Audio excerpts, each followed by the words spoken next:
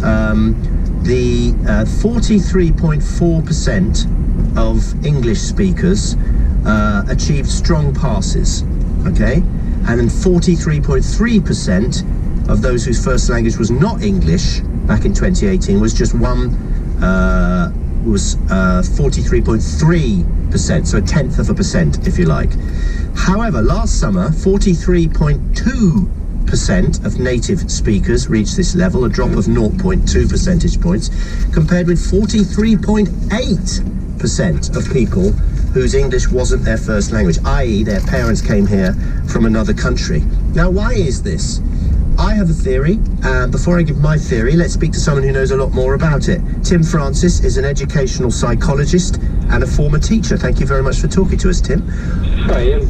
Do you think there's a reason for why people whose parents don't speak English as their first language are doing better?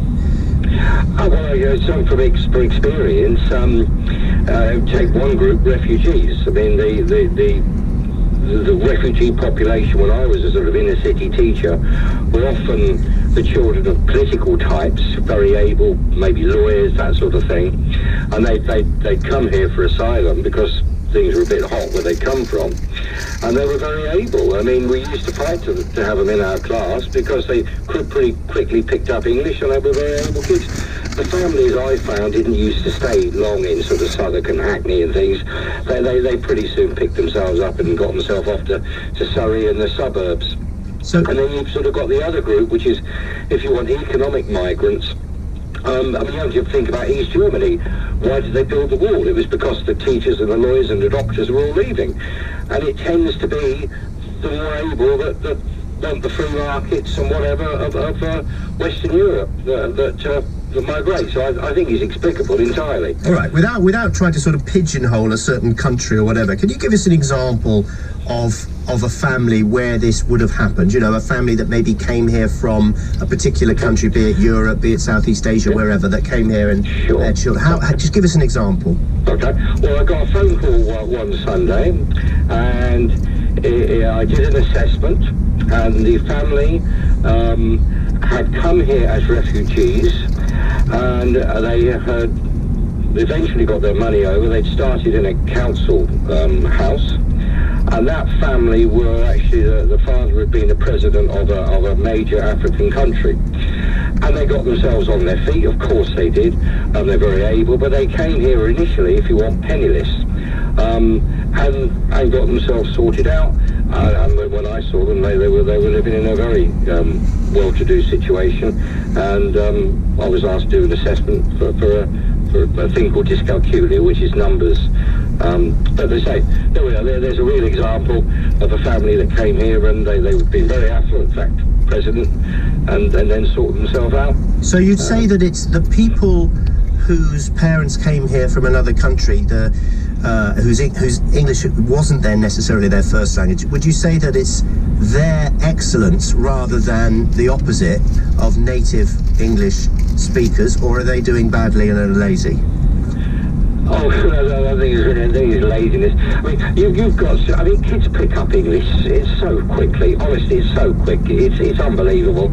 And I mean, before you know it, they're performing as they would do if they were in their native language. I mean, it really is remarkably how quick that they do. I mean, if a kid comes before they're 11. Basically, English becomes their first language. Effectively, they start to forget their native language. What I was interested in was I was reading a quote here from a gentleman called Thomas Back, who's a cognitive neuroscientist specialising in multilingualism. Obviously, knows a lot about what he's talking about. He says this. He said, "It might seem surprising as it goes against the widespread belief that there is a competition for space in the brain, and learning other languages damages English and leaves no space for maths or other subjects. It merely proves, doesn't it, Tim, that the brain is a particularly resourceful and almost infinite organ." Oh, heavens, we haven't got a vaguest clue really how it works, have we? Not really. No. And then the tests we use, the ones I use every day, I mean, they're so blunt, it's not true, really. All we're doing is guessing, really. Yeah. Good guesses, but we're guessing. No, I always think, I get to a certain stage, I think, there must be a finite memory in my brain. there must be a time when I've got so much memory from my life that there's no space for anything else. But it doesn't seem to be the case. I can remember stuff from when I was like 4. Sure, yeah. Just can't remember what I did yesterday. Yeah, I mean, when you're sleeping, you see, you're sorting it all out. You're doing what you do a defrag with a computer. You basically do a defrag, don't you? Is that why my dreams are so weird? Yeah, I think so. Yeah, that seems to be what's going on with sleep.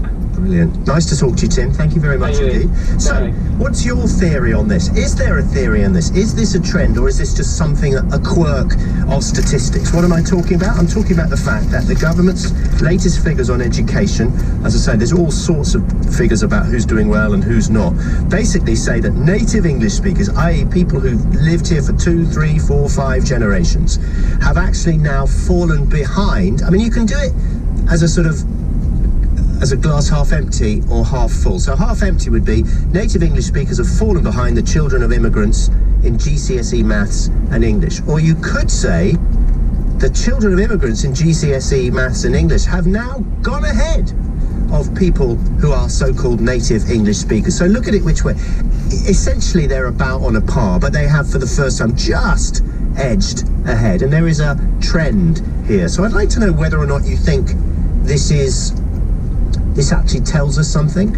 Is it something, as Tim was saying, about the work ethic of people who come here as maybe economic migrants, or they want to go somewhere where they see their life being bettered because they can earn more money, they can get a house, they can get medical services, all the things we talk about and sometimes moan about. The fact that these people are coming here and their children are now excelling at exams and are actually doing better at the core subjects and so-called native English speakers. And Tim's right, the way in which kids learn languages. I know some friends of mine who've come from Europe, and their kids they're speaking French, they're speaking they've picked up English as well because they speak French at home, English at home. They've learned Spanish as well while they're coming, and they're only 7 or something like that. It's ridiculous. I wish I'd learned another language. Well, it would have been so useful. It's such a string to... If anyone listening to here is got kids, just start talking another language, or somehow get some people in who speak another language and get them to learn another language. It is such a string to your bow when it comes to a career. It opens up amazing doors because you've got such an advantage.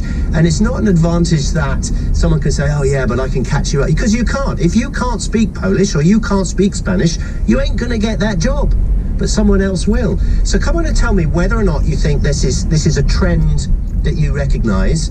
Is there a reason why this is happening, and is this encouraging, or if you're looking at it from the glass half empty point of view, is it discouraging? Most migrants come here to better their lives, as this texter here, and therefore they instill this value and support their children to be able to do so. At least that's what my parents did for me.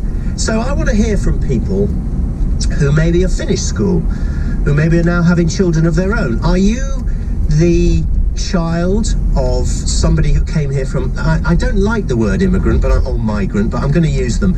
People who weren't born in this country, came here, you were presumably born here, you've learned English very quickly, you speak the mother tongue of your parents as well, maybe you speak 4 or 5 languages. I keep saying I'm reading the book of Pete Buttigieg, the Democratic candidate in the presidential election.